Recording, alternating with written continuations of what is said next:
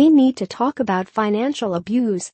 When you're in a relationship, you're bound to give up some bad habits. Maybe it's your dreadful Netflix choices, your grotty pajamas, or your penchant for microwaved dinners. But what you don't expect is to give up your money. But for Alex, a 40-year-old woman from London, that's exactly what happened. Her experience is one of financial abuse and control, and it's more common than you might think. In quite a short space of time, I had gone from an independent woman in my 30s with a career, a business, a car and a home to having none of those things, Alex tells metro.co.uk, and without understanding why and how I got to that position over a period of 2 years. She recalls her partner unpicking her financial independence as a slow and subtle process. It wasn't all in a big rush. If it had been, I would have been able to see what was happening. It began with her partner questioning how she had spent her money. Then he pressured her to move in with him 6 months into the relationship.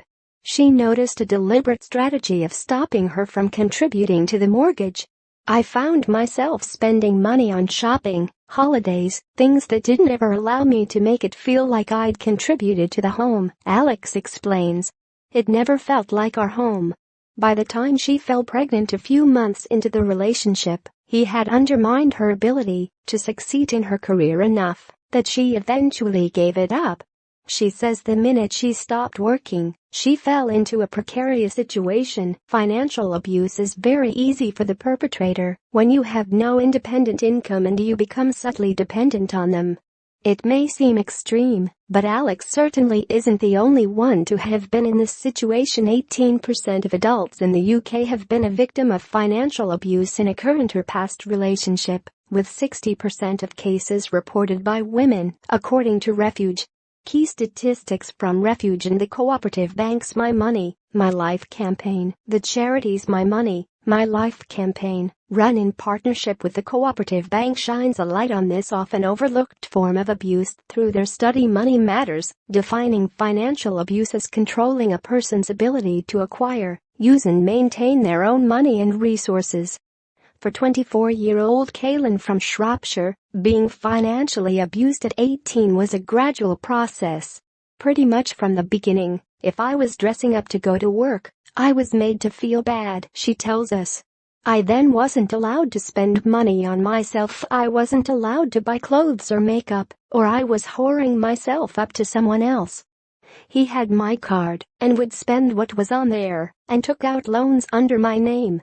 When Kaylin was unable to go work as she was too embarrassed to face her boss with strangle marks, it culminated in her dismissal.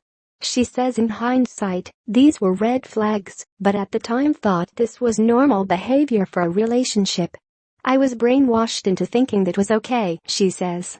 As research from Refuge and the cooperative bank shows, 86% of women who experience financial abuse also experience another form of abuse from their partner.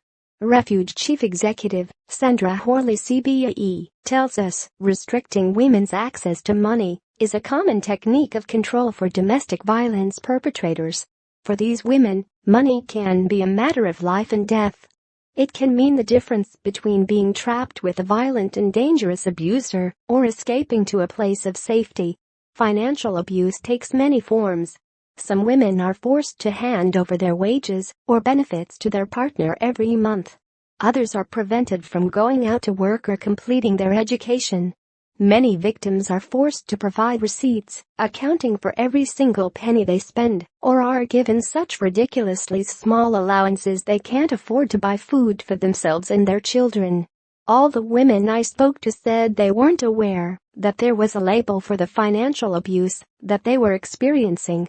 Sarah, a 37-year-old from West Sussex, describes her life as so rigidly controlled, down to what channels they watched on TV, that she didn't register having to account for what she spent money on as any different.